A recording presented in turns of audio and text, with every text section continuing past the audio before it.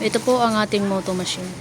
Ito po ay ginamit natin sa loob ng 6 na araw na umabot ng 75 meters. Ito po ang ating printer head. At yun naman po ang cupping. At ngayon naman po ay magki-cleaning po tayo.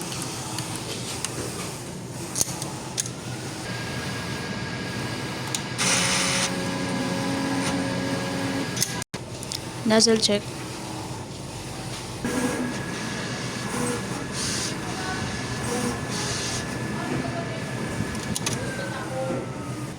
Ito po ang ating ink tank. At ito naman po ang ating ink tank. Ito naman po yung ating mga sabi roller. Ang ating magenta ink, ang ating black ink, yellow ink,